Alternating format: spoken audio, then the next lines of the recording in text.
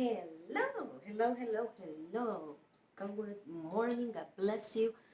Um, we have been studying the bait of Satan, which is the offense. My name is Perla Negroni, and the ladies at the Worship Center cannot get together as we used to on Tuesdays, but we use this technology, this opportunity available for us to at least continue to get together one way or another, and this is perfect, so we can continue to study the Word of God. And one of the things that is going rampant nowadays is the offense. Everybody's offended, everybody's upset about everything, and we separate and we fight against one another. And this is the trap of the enemy, the bait of Satan. And we're seeing it these times more than ever. We separate by races, by ideas, by political views, you name it. This is not God's plan for humanity. This is not God's plan for you, for me. This is not what He wants. But the enemy have convinced us that we need to fight for the cause, that we need to defend this and defend that, but in the process attack one another. That doesn't make any sense, but we're doing it. We're falling for it. And so the Lord put very heavy in my heart a few months ago to start talking about this debate of Satan, the offense, which is what the enemy is using. He have used it forever, but it's taking a great toll in humanity nowadays, in us. And so let's go to chapter 3. Go with me. Let's go quickly. God have been great. I hope that all of you have been enjoying time with family. Let's see. The title for chapter 3 is How Could This Happen to Me? Can you identify with this title? Because I do. I'm pretty sure that we all at one point or another find ourselves asking, how could this happen to me? How could my husband do this to me? How could my wife do this to me? How could my children act like this? How could my mother, my father, my sister, my brother, my neighbor, my friend betray me like this, or, be doing this to me? How can my pastor be doing this? Or how could this be happening to me in ministry? We all are at one point or another ask this question, and maybe you ask the question in a different way. I have asked myself this not once, not twice, but many times. But let's go on and quickly look at the life of Joseph. Okay, in Genesis 50, verse 19 and 20 said, Joseph said to them, but as far as for you, you meant evil against me, but God meant it for good. What you planned for evil, what you meant to be bad for me and harmful for me, God turned it, changed it, used it for good. That's another way of saying it. Let's see what Joseph was talking about. If you are a believer, or if you're familiar with the scriptures, you know exactly what we are talking about. In the first chapter, we have grouped all offended people in two major categories, two major ones. We talk about the different offenses to be in categories, but offended people, we said we have those that have been genuinely, for real, being mistreated, and the ones that who think they been mistreated but actually were not. And so in this chapter 3, we're going to be talking about the first one, the ones that for real, genuinely, no doubt about it, have been mistreated. Let's begin asking one question. The question is, have you been mistreated genuinely? For real, no doubt about it. You present your case to anyone, they will agree with you. Yes, you have been mistreated. If the answer is yes, the next question is, do you have the right to be offended? Let's see what the answer is found with the life of Jacob's favorite son, Joseph.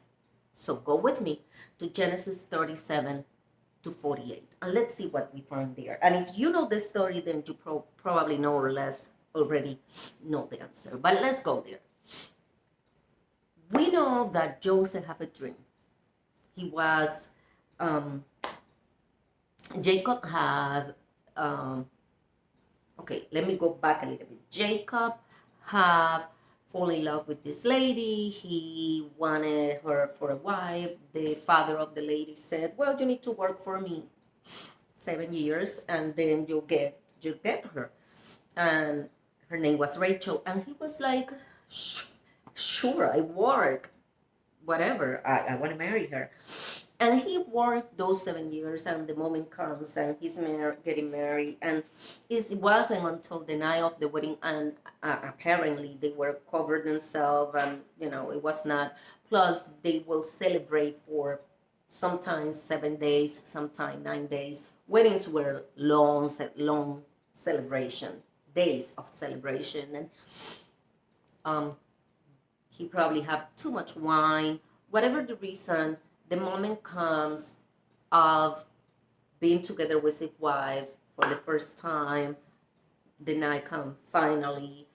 He go to bed with her, do his thing, and wake up in the morning, look at her, and whoa, surprise! It was not Rachel. It was her sister, Leah. And so Jacob was furious. He go to his father-in-law, said, you fool me. I mean, what is this? I worked for you 7 years for Rachel, and you're giving me her sister, your older, the oldest daughter, and this is not the lady I want to marry, and you know it because I told you. And he's like, well, I'm so sorry, but it is a custom that the oldest have to get married first. So there is no way I'm going to give you Rachel if Leah is not married, so you have to take Leah. And sadly, you already slept with her, so she's yours. And Jacob is like, well, no, this is not the lady I want. And so I'm in love with Rachel. And his father-in-law said, well, no problem, you still can work another 7 years, and then for me, and then get Rachel. Right, very nice, right?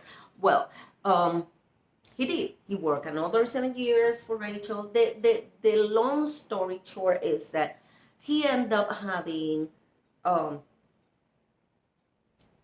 kids, with this woman, but 2 of them with Rachel. 2.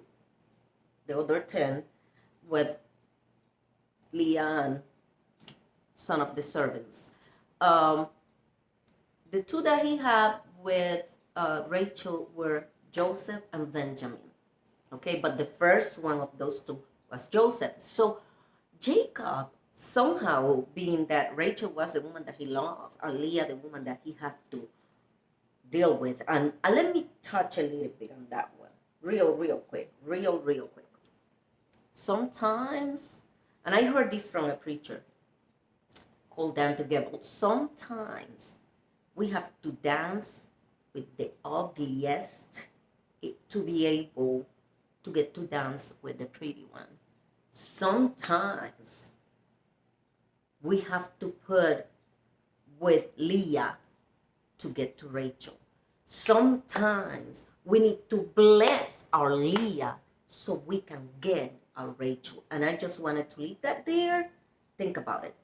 Whatever your Leah is, if you don't bless it, you won't get your Rachel.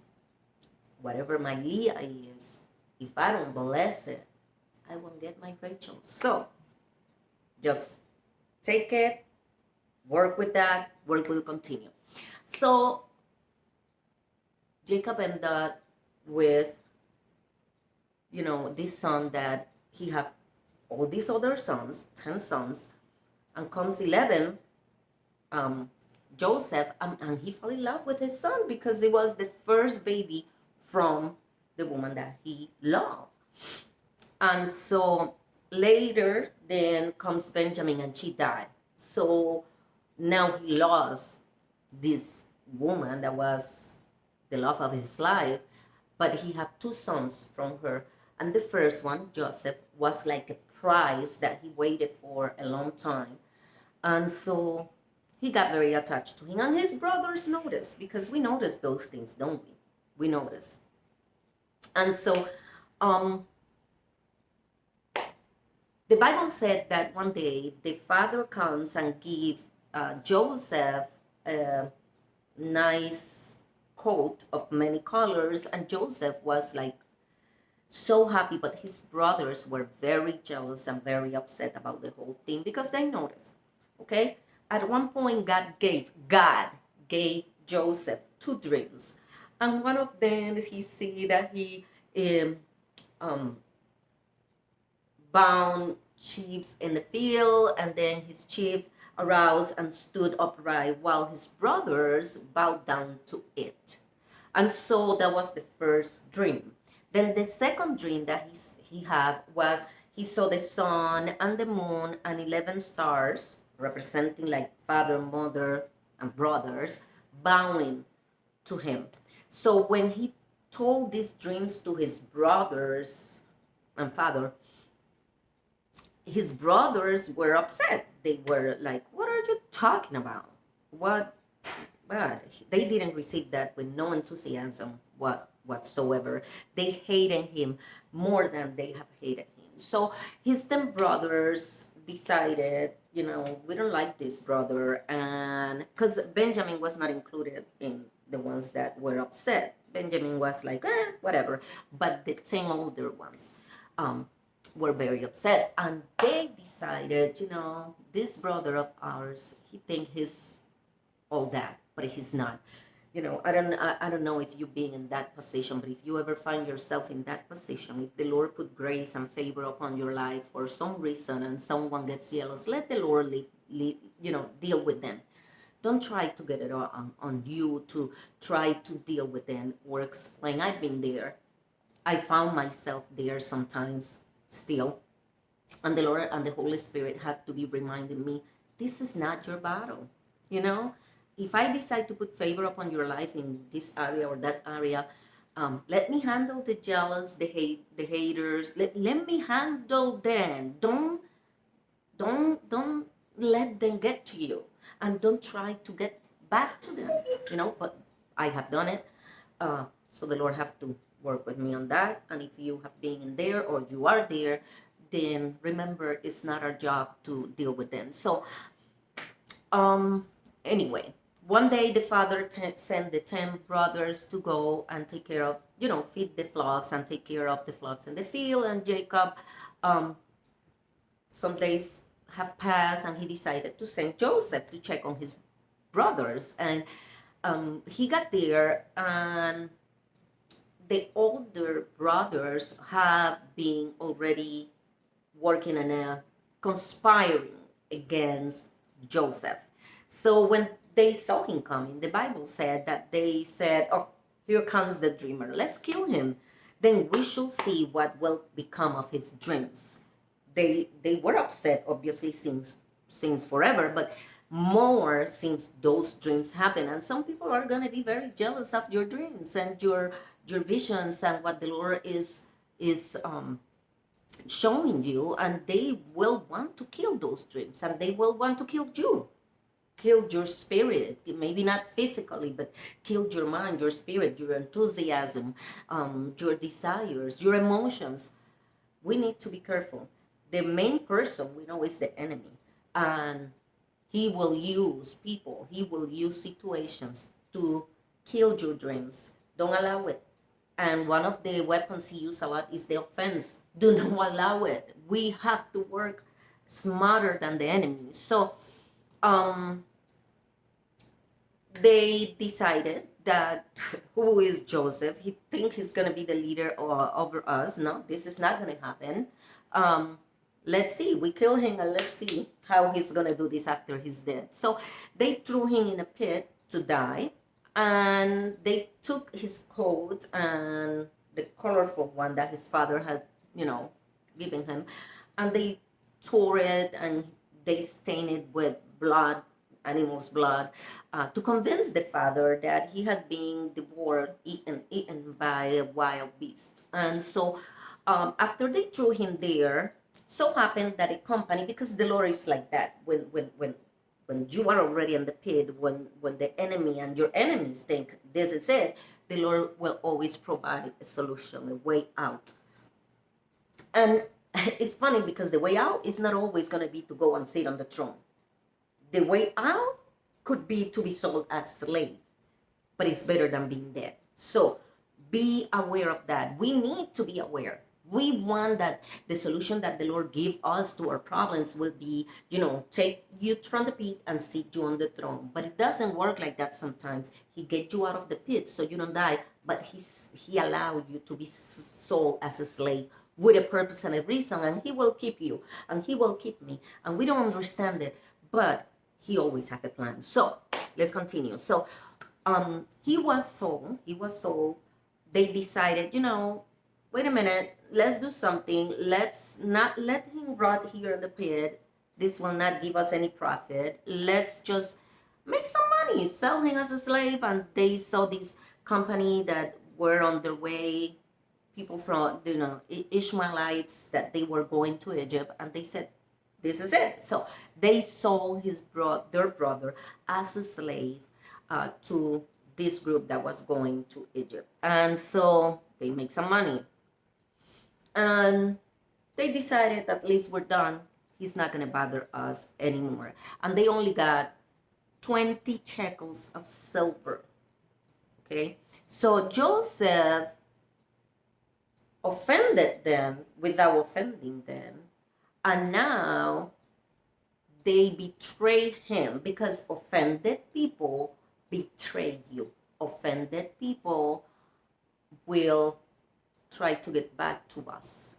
And if you are the offended one, you will end up betraying your offensor. And this is why you cannot allow be offended, and the enemy to for this to grow in you. And so they thought, this is it. We're gonna take his inheritance, family, everything. Well, don't forget, these were his brothers, flesh and blood, same father, and they betrayed him. They sold him. So, in our culture, as Americans, we don't understand completely how terrible this is because of what they did. But let me explain. Only killing him would have been worse, okay? But in those biblical times, first of all, it was extremely important to have sons. It was very important. That's how a man will carry his legacy, his name, and and his sons will inherit all he had, not the daughters, his son or his daughter's husband. It was a male society, okay? Man's, Anyway, Joseph's brother were keeping him from ever receiving his father's name and inheritance by doing this. And this was deep, okay? And this is what offended people do, and they don't realize it. That's why you and I need to try to avoid this offensive attitude. We will not realize it, but the enemy will convince us, and we could be keeping someone from their inheritance, or we will attempt to do so, and that is not God's plan. So let's be careful. And so they practically blotted his name out, completely strip him from his identity, which is what the enemy will want to do, okay? And so all that was familiar to Joseph was gone, especially now that they sold him as a slave, because in those times, once you were sold as a slave to another country, you will remain a slave until you die. There was no way out of that one. And so if you marry someone, then the woman also will become a slave, even if she wasn't before, and the children will be slaves. It was an automatic thing.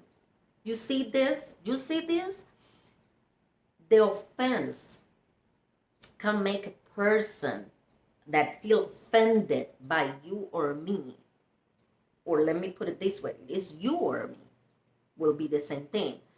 We will not realize it, but we will be hurting not only the person, but their spouses and their children and their generations.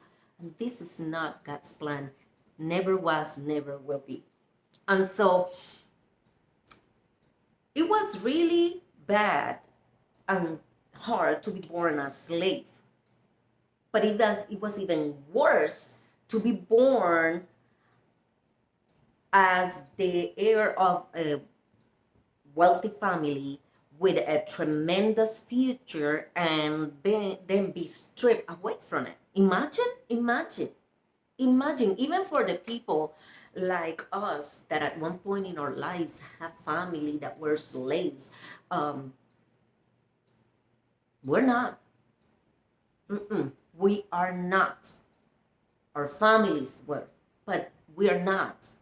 We are blessed. We have properties. We have jobs. We can go to college if we want. I mean, there are so many opportunities that our ancestors didn't have. Imagine all that being taken. I mean, it was hard for them, but it will imagine how terrible will be for us that we're not in that position and suddenly found ourselves there. We're spiritually, emotionally, I mean, in so many ways. This is what the enemy wants. We are the heirs of the the the um the heavens. I mean, the earth. I mean, God is our Father. The King of Kings is our Father, and the enemy want to take that from us and make us slaves. Don't allow it. Don't allow your emotions. Don't allow your feelings. Don't allow your mind. Don't allow your ministry. Don't allow your faith. Do not allow that to be thrown and you become a slave because somebody was offended by you, by your beliefs or by your faith or you know your favor because you found favor. Don't allow it. And how don't we don't allow it?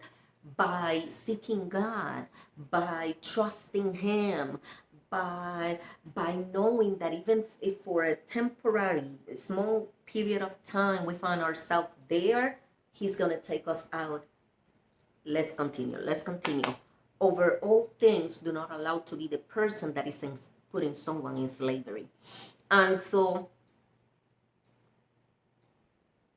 it was even better for Joseph to never have anything than to find himself where he's going to be now.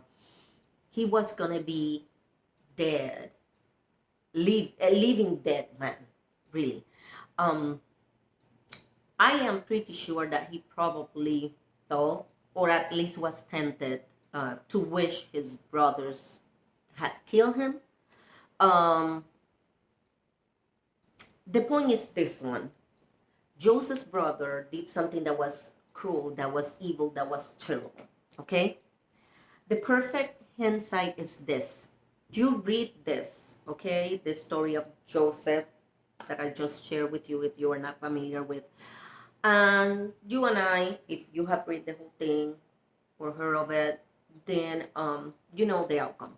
But the truth is, it's a very inspiring story, but it's deeper than we think. And let's go to it. Let's go to it. I'm really excited about this story and I don't have time. I gotta finish. Okay. But Joseph did not experience what we think he did. It looked like now the dreams that the Lord have given him will never be fulfilled. He will never see these things happening. He was a slave in a foreign nation. He could not leave Egypt. He was the property of another man for life. And so Joseph was when they got there, he was resold. He was sold to a man named Potiphar. I don't know if I'm pronouncing it right, but Potiphar. And he was an officer at Pharaoh's court and a captain of the guard, and he served this man for 10 years. 10 years. He never had a word from his family. He knew that his father believed that he was dead, obviously, because he saw what the brothers did. Um, they were going about their life without him. Joseph didn't have a hope that his father was going to rescue him. Do you see this? I mean, it's not one of these stories. I know they're coming for me. I know that. No, no, no, no, no. Because that's the thing. We like when we are like, I know that I'm here, but the Lord will say, well, you're having hope. Joseph didn't have that. You understanding how severe this was? And maybe you're Joseph. Maybe you find yourself in a situation that you feel like that. I'm not out of this one. The Lord is not listening. It's not, I mean, I don't have his favor anymore. Nothing is going to happen. What the Lord spoke about me, he spoke over my life isn't happening. And now it's not going to happen because I messed up. I did this or I did that or this happened and this is it. Or, look what happened to me. Look where I am. Maybe you find yourself there and it's not necessarily where you want to be, but you're probably saying, this is it. This is it. And I need to stop because of time is betraying me, but I promise you, we're going to continue the story of Joseph and his brothers and what they did to him. And we're going to try to finish this chapter 3 as soon as possible. I was trying to make it in two classes, but I think this is going to be 3. So please, hold on, stay there. Don't forget that we're studying the offenses, and we are right now studying the life of Joseph. And let me finish this, please. Let me finish this part. So, okay, so he was not expecting nobody to come and rescue him. And so time happened, 10 years. 10 years. I don't know how long you've been waiting, for your dream, your visions, the word that was spoken upon your life, come to be a reality. It could be 10 years, it could be 10 months, 10 weeks, 10 days, it could be more. Hold on. If the Lord spoke, he will bring it to fulfillment if you and I stay focused on him.